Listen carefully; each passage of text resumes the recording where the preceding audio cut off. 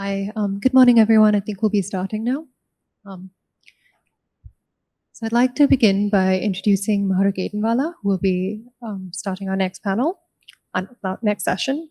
Maharuk Aidenwala is a lawyer practicing in Mumbai since the last 40 years, mainly on social issues such as child rights, women's rights, rights to shelter, rights against displacement, and rights of project-affected persons.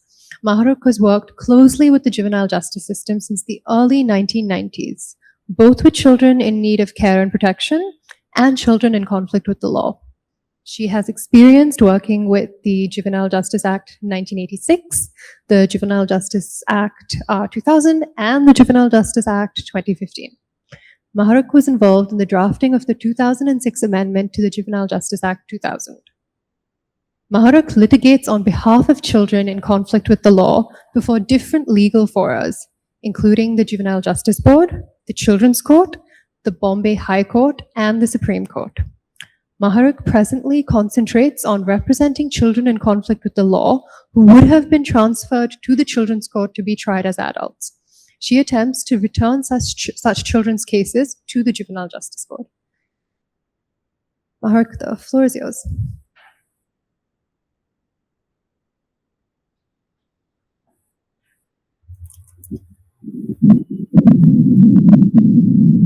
Hello, is it my turn now?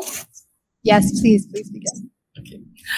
At the outset, I would like to say that I feel terrible that I'm not there in Hyderabad with all of you, because I've been thinking of what had happened more than 10 years ago, when we all had come together to campaign against the proposal to transfer children in conflict with law into the criminal justice system. Lots of discussions had taken place, lots of thinking had taken place. Therefore, we were successfully able to intervene before the Supreme Court, as also before the Parliamentary Standing Committee. But sadly, the Parliament felt otherwise. Well, due to my age, not my young age, but due to my age, I have had the privilege of representing children when the Juvenile Justice Act 1986 was around, also during the 2000 Act, and of course today in the 2015 Act. Every time the law changed, something did happen to improve the situation of children, but there were also very many regressive provisions. What I'm going to focus today is on my experience as a lawyer working with the 2015 Act.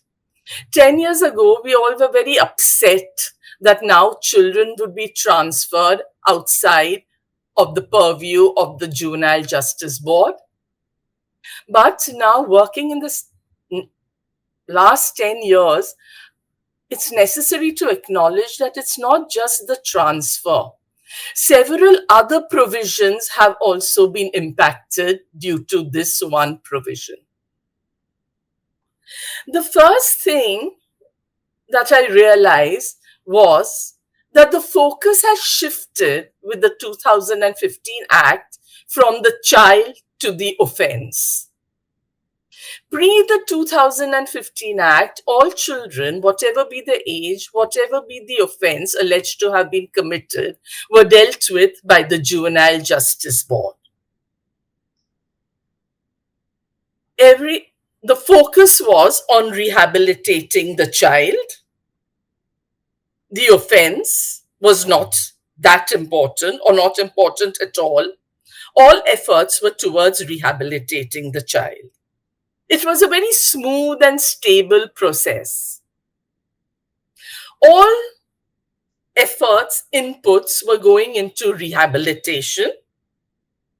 Today, there is fear, there is distraction, even amongst distressed, even amongst the children in conflict with law, that at different stages, they may lose the protection of the Juvenile Justice Act and may be shifted, their trial may be shifted to the children's court, or there could even be, after a Section 20 evaluation, be shifted to jail.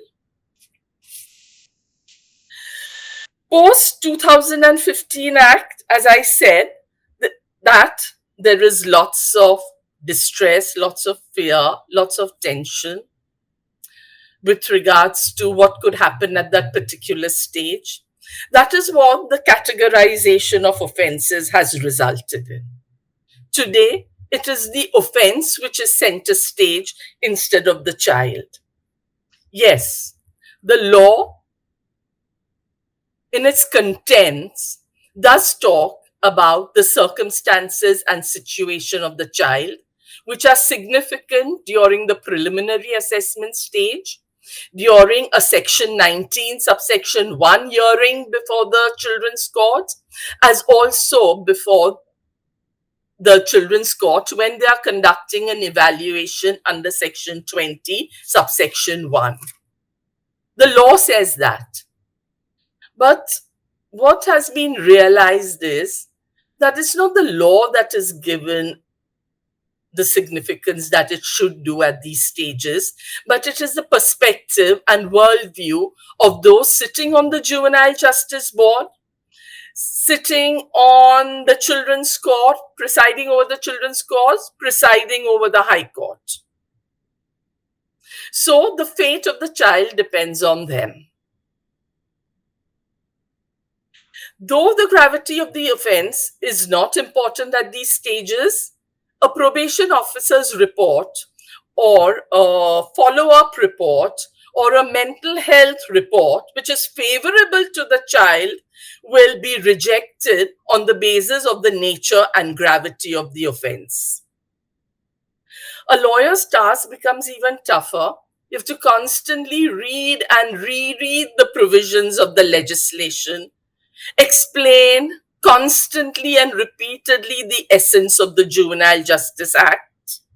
And I must say, there are Juvenile Justice Board and Children's Court who do adhere to the objective of the Act, the general principles, and the essence of the juvenile justice. But there are also those who believe and disregard the law for an extraneous factor, namely the nature and gravity of the offense. And of course, we know any child who reaches the stage of preliminary assessment, the offense they have committed is a heinous offense. That is the reason why a preliminary assessment is being conducted.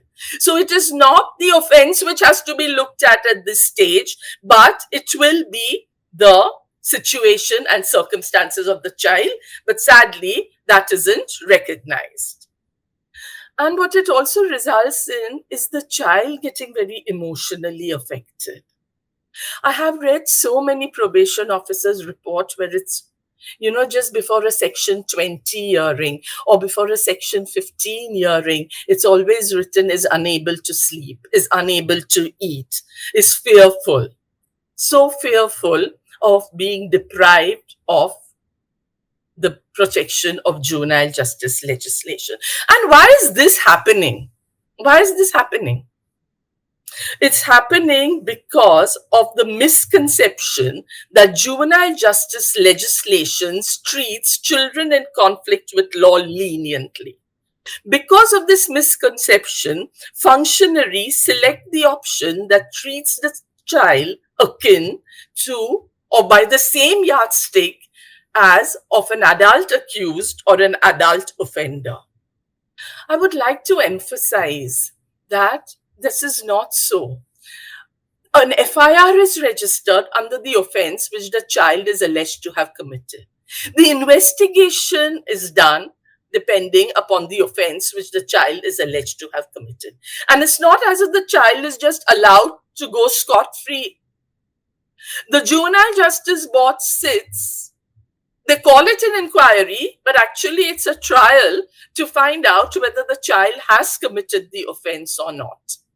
The only diversion, I would say, is with regards to the order that can be passed on finding that a child has committed the offense, the order which is passed is age appropriate, keeping in mind the characteristics and traits of adolescence. So, somewhere we have to clearly say that the Juvenile Justice Act does not treat children leniently, it treats children age appropriately. The next issue I would like to raise is that there were certain provisions in the 2000 Act which we tolerated. There were certain provisions which were not being implemented, which also we tolerated. But now in the 2015 Act, certain provisions and non-implementation of certain provisions is having a detrimental effect on the interest of the child. Pre-2015, we were tolerating them because the act was rehabilitative in nature.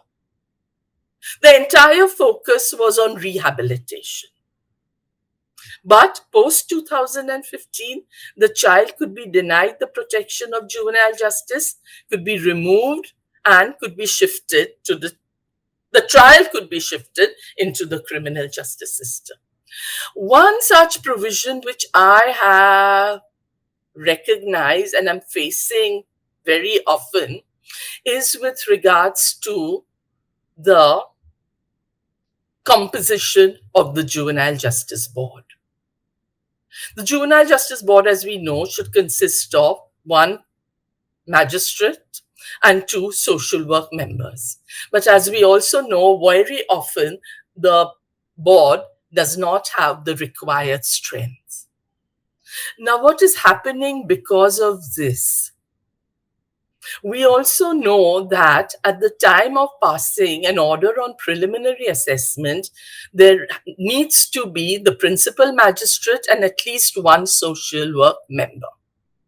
So when there is only a principal magistrate and 1 social work member, and if there is a dissent, difference of opinion, if the magistrate wants to transfer the child and the social work member wants to retain the child, then what the law says is that the opinion of the principal magistrate will prevail. So it is only because of the operationalization of a particular provision that a child who 1 member feels should be retained within the juvenile justice system is shifted. Earlier, there was no transfer provision, and you required 1 social work member and the magistrate at the time of passing final orders. But all the orders were rehabilitative in nature. The reason why I'm saying it's important to have the Juvenile Justice Board with its full strength is because if there is a majority opinion, the majority opinion will prevail. So if there is a second social work member sitting on the bench, and if they feel in the same manner as the other social work member is feeling or thinking, then the outcome would be very different. So now it is more important to ensure that the board is constituted as envisaged under the law. It is also important to ensure that all 3 social work members are present when an order on preliminary assessment is being passed, because then we would get a majority opinion. When the law 2015 Act came about, I didn't realize that this is how these provisions would play out. But now, when we are working with this Act, we are seeing this. Another thing which I have noticed is very often a child is wrongly treated as an adult, and at the initial stage goes into the criminal justice system, and only later is it identified that such accused is a child and should be brought into the juvenile justice system. Earlier, if the adult court, trial court, the trial was not completed, then the child would be shifted to the Juvenile Justice Board and the Juvenile Justice Board would continue with the trial.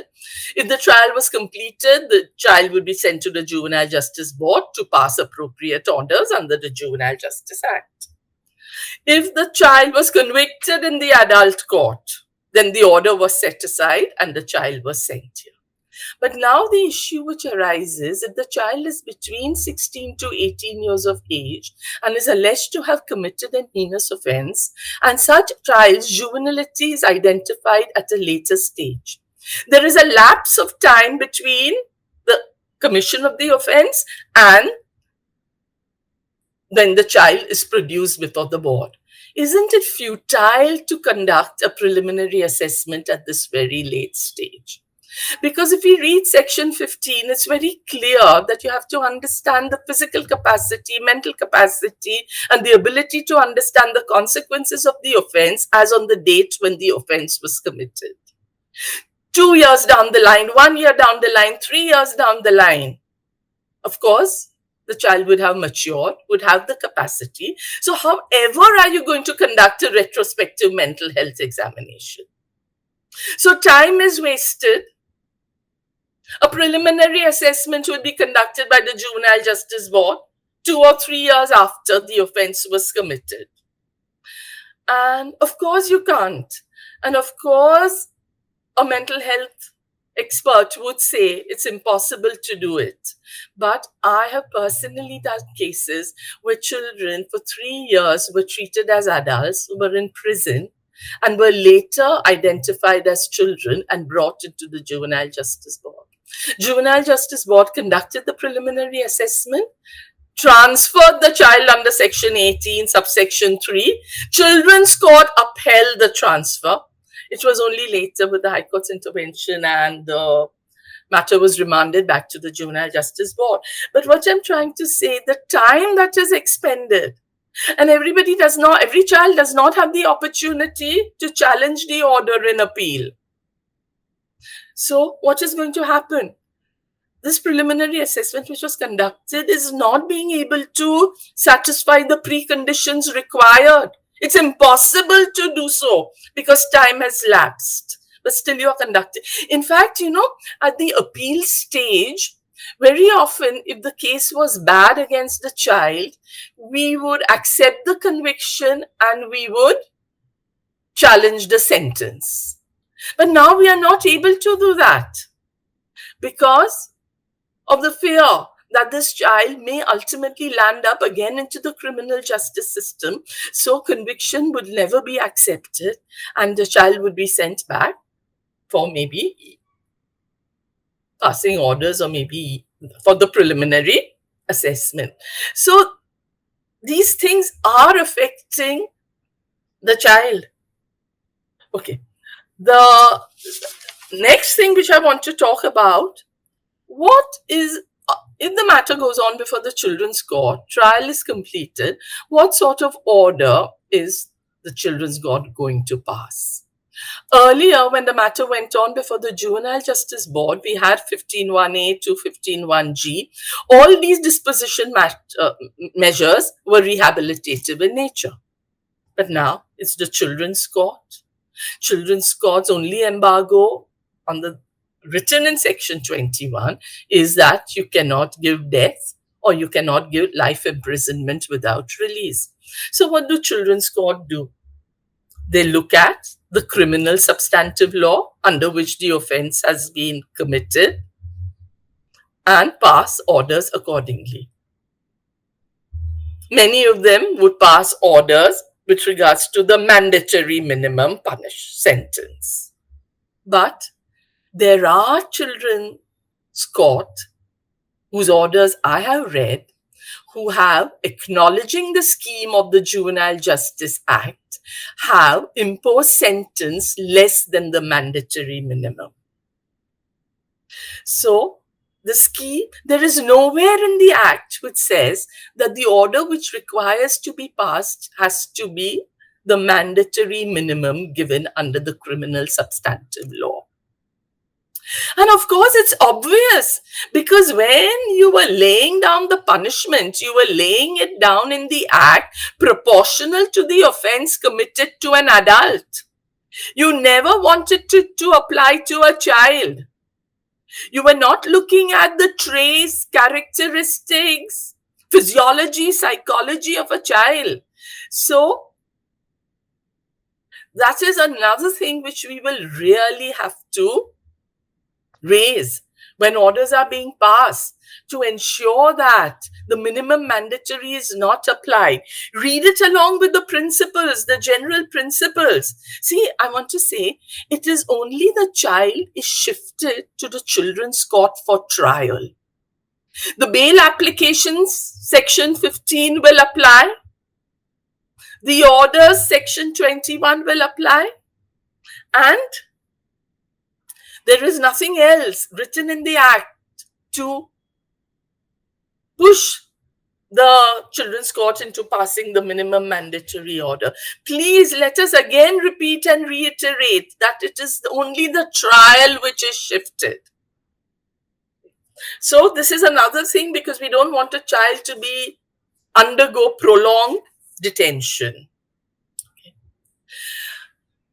The other thing which I've noticed, that though the children's court plays such an important role in the operationalized implementation of the Juvenile 2015 Act, they are neglected. They are neglected. At least I'm talking about my state, Maharashtra, they are neglected. The focus is still on the Juvenile Justice Board. The children's court are not provided with capacity building as the judicial academies are providing to the Juvenile Justice Board.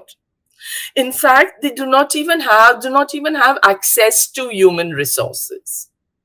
You know, the proviso to section 15(1) talks about proviso to section 101, subsection 2, talks about the children's court being able to access psychologists, psychosocial workers, other than those accessed by the Juvenile Justice Board, to find out as to whether the child should be shifted or should be retained. But they do not know where to access them. So at least in all the cases I've done, never has this provision been applied. Further, the children's court do not exclude. Sadly, another problem with the law is it has not laid down the period within which the children's court should conclude the trial. Children's court are not exclusively only handling cases of children in conflict with law. They are overburdened with other cases. So, the trial gets delayed. They do not have the specialized assistance. The POCSO Act, you may have a special public prosecutor. You have a special public prosecutor, but here, the public prosecutor themselves, there'll be just 2, 3, 4, 5 cases under the Juvenile Justice Act. They're not even aware of the provisions.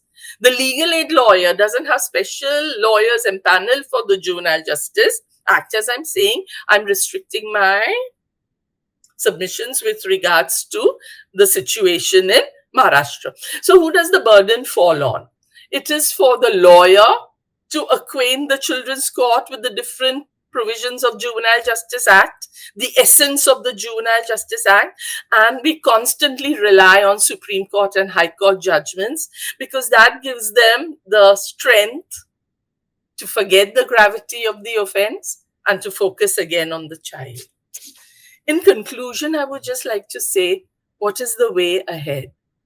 The task of child rights practitioners for the last 10 years was very difficult. It was spent in trying to retain children within the juvenile justice system. That will, of course, continue, but now we have an additional task. Now we have children who are who have been convicted by the children's court or found to have committed the offense and who are reaching 21 years of age. So the evaluation is being conducted before the children's court as to whether they should be released or whether they should be shifted to jail. Shifting to jail will negate all the rehabilitative inputs that the child has undergone for so many years. So now we will have to go before the children's court to put forth a case when the child turns 21 years of age that he should not be shifted to jail. And that is what I want to say, that even after the children's court finds the child has committed an offense, sends the child to a place of safety, our task is not over. We have to ensure that the place of safety, in the place of safety, the child is receiving the rehabilitative inputs. We have to ensure that the follow-up reports are being sent to the children's court, because it is very important that we now intervene at the Section 20 evaluation stage.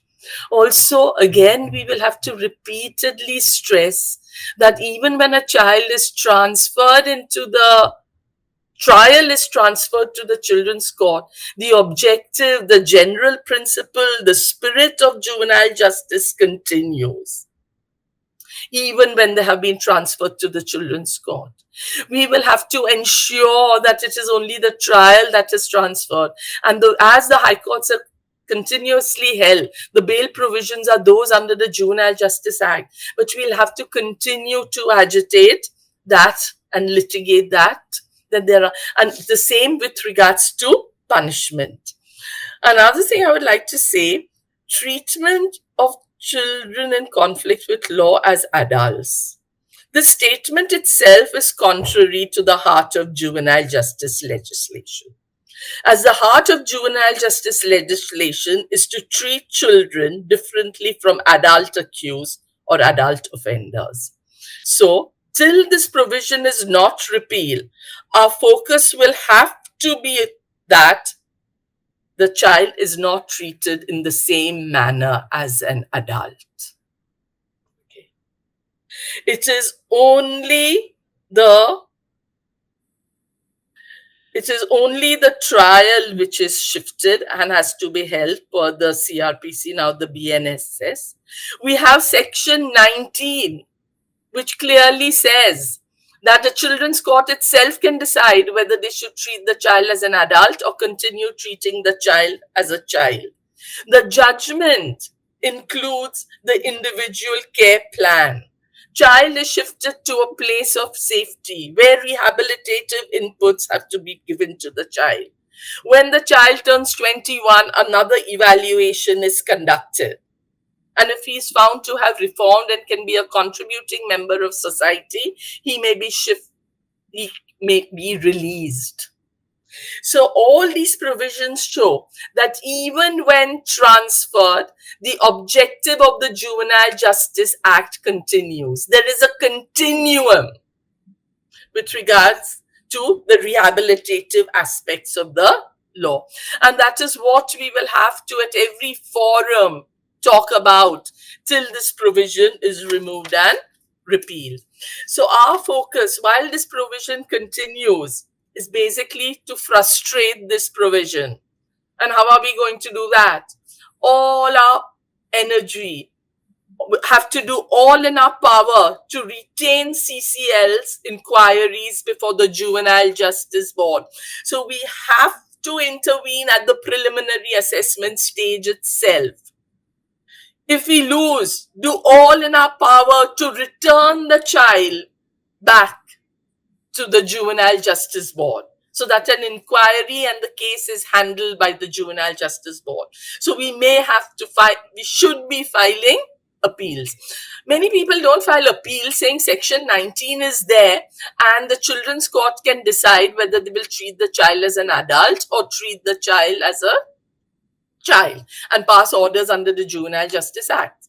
Well, I always believe that an appeal is extremely important, because an appeal ensures that the inquiry matter goes back to the Juvenile Justice Board, whereas the Section 19(1), even if an order is passed under Section 19, subsection 1, clause 2, the matter remains before the Children's Court. And we know that the Children's Court does not have the support of social work members, does not have the paraphernalia with the Juvenile Justice Board has with regards to rehabilitation of the child, and does not have the same understanding with regard. Many do, of course, but it's always better to send the matter back to the Juvenile Justice Board. Then if we lose in the appeal, then we have to do everything to ensure that, even applications under Section 19, we really have to argue, we really have to fight to ensure that the Children's Court treats the child as a child. Then, at the stage of, if the Children's Court has conducted the trial, again at the time of conviction, to ensure that the minimum mandatory is not imposed. And ultimately, now we are getting more and more cases of an evaluation under Section 21. We need to intervene. We need to be heard. We need to be in this thing. Because even there, it's only the gravity of the offense which affects the Children's Court. It is the probation officer's report, the follow-up reports clearly show that the child has undergone reformative changes. He can be socially reintegrated into society. Those are the two parameters which need to be fulfilled under Section 21. And they are fulfilled. And the probation officer says so. But despite that, merely because of the gravity and nature of the offense, which is not required to be considered at this stage, children are being transferred to jail. Thank you very much for giving me this opportunity to speak and to rant and to say and to basically share what we as lawyers are experiencing and how very often the provisions of the law are coming in our way. Very often the non-implementation is coming in our way, but we'll have to keep fighting and we'll have to keep doing what we've been doing since the last 10 years. But as I said, now our efforts will have to be more organized, more concerted, because now the evaluations under Section 20 are taking place, and we cannot just get up when the child turns 21 years of age. We will have to be with the child till he attains 21 years of age. Thank you. Thank you. Thank you so much, Maharuk. I think we have time for about 2 or 3 questions, so there will be people coming around with mics.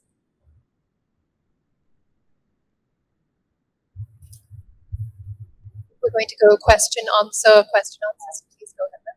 Thank you, Maharuk ji. I'm Bipasha Roy from Kolkata. Yes. Thank you for showing us the way. A lot of things have got clear, but one thing that I would like to ask, after the preliminary assessment, if the child gets transferred from JJB to Children's Court, there have been cases where the cases have got transferred back from Children's Court to JJB without Yes. an appeal being filed. Is that possible? Can that happen? According to me, Section 19, subsection 1, clause 2, many cases of mine too are remanded back for a re-hearing of the preliminary assessment, because they believe the preliminary assessment wasn't properly conducted. So they may not dispose of the appeal, but they send it back for a re-hearing.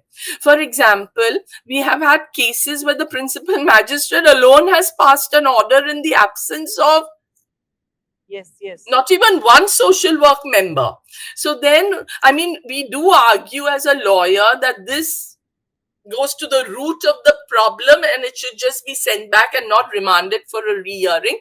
But courts are sending it back and a re-hearing is being conducted, where you have to ensure that at least one social work member is there. So we do have matters being remanded back. And then it can stay back in JJB. If there is a re-hearing and the JJB feels, then it can retain back in JJB. Of course, it can remain before the JJB. Because ultimately what the Children's Court is saying that we are setting aside this order. Right. We are sending it back for a re-hearing. And after the re-hearing, if they feel that he should be retained, then the child will be retained and the inquiry will be conducted. Way out. Thank you so much. Okay. Hi, Maharuk, Emidio from Goa. I have 2 Hello. questions for you. One is, what is the timeline, just a case which you have dealt with, what is the timeline for the entire inquiry or the appeal or the children's court its case is referred to children's court and back to JJB? What's the timeline basically you have faced? And the second question is, most of the JJBs, besides the principal magistrate, both members, social work members, are lawyers by profession. Okay, so what is your thought about this? See, with regards to the timeline, I'm telling you, the thing about the functioning of this whole act depends upon individuals.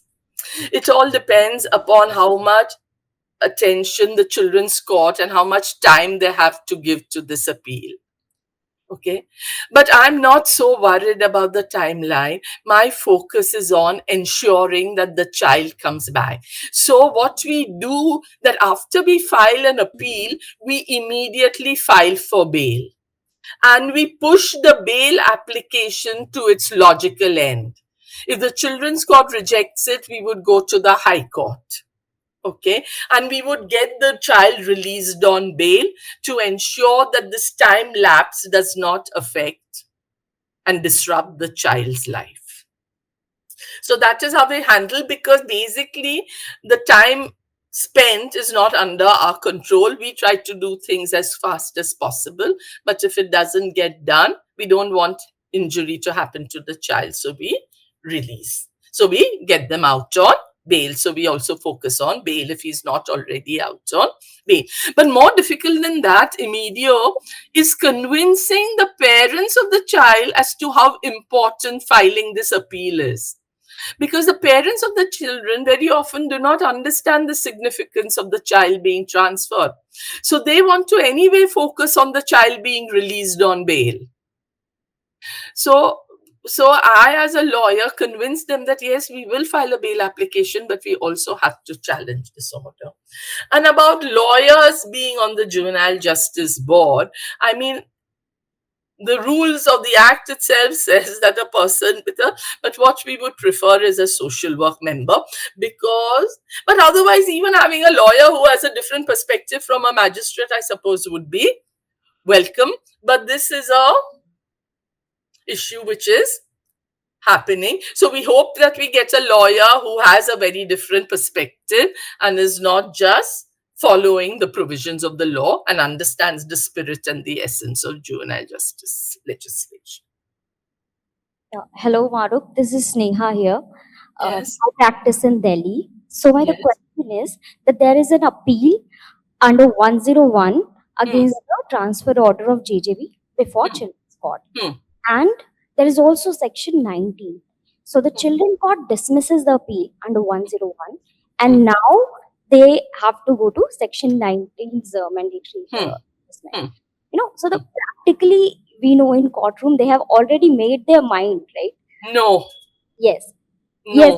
You know No. that is what, because in the appeal they have already made their mind. Yes. So Yes. yeah, so how the lawyer's strategy would be to focus something which is not there in appeal, and then focus something which has to be on section 19's argument. Okay. That I would like you to elaborate. Okay. I have done cases when my appeal has been rejected, but section 19(1) has been allowed. Okay. So my arguments basically are that section 15, you can only look at what was his circumstances, situation at the time of offense. Generally, by the time the hearing under section 19 has come, there has been time where he has got all the rehabilitative inputs. So there have been positive things happening in his life, whether he's in the observation home or whether he's released on bail. So even when I get an order on bail, I hope that in the bail order, there's something written with regards to the child's rehabilitation and connection with a probation officer or a non-governmental organization. So I try to show the changes which have happened to the child's situation, circumstances, behavior since the date on which the offense is committed.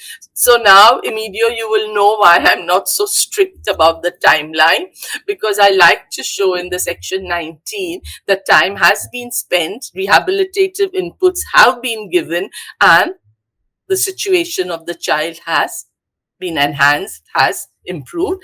That is what I try. And again, I say it depends upon the children's court. We have been successful. I hope, Sneha, I have. Maruk, this is Gitanjali from Delhi. So I just wanted to know, you said that the matters could be remanded back. But if you look at the model rules of 2016, there's a specific provision which says that even on appeal, if the children's court decides that they're going to try the child as a child, there's no need to deal with the child as an adult, they still can't send the matter back, and they have to decide the matter themselves as per section 19. I do not agree with this rule at all, and we have not been following it. I think it's an absurd rule, because ultimately when an order is set aside as being a non-est order, when an order is being set aside, it has to go back to this original situation. The rules can say what they want, but the act does not say so. So I will go per the act, and it is very clear that when an order is set aside, then if there is no provision under the law, then it will go back to the Juvenile Justice Board for inquiry. And I hope that others are also following this practice and not being governed by the rules. Yes, I have read this rule, but it is not per jurisprudence and it is not per the act. Because whatever we say, we want during inquiry, the child needs and we want the social work members' intervention. We want it. It is extremely necessary. And I would take the stand saying the act does not say it. Such a drastic change from jurisprudence cannot come in through the law. Through the rules. So just I totally agree with you. So when I was part of the drafting committee for the rules, so we had specifically put in that the matter would not be, the matter could be remanded back. But then it was placed at the stage of the ministry and they introduced this. So that is why I wanted to highlight, because some of the states are following the rule rather than what you have said. Because that is what in other appeals also the matter gets remanded back. So there is no rules why the matter should not be remanded. Because otherwise, what would be the difference between section 19 and section 102? What would be the here you're saying the order is set aside, so it goes back. At least that's the way I look at it, and that's the practice we are following here. I think that's all the time we have for today. Thank you so much, Mark. It's been really lovely listening to you. Thank you. Thank you for this opportunity. Thank you very much.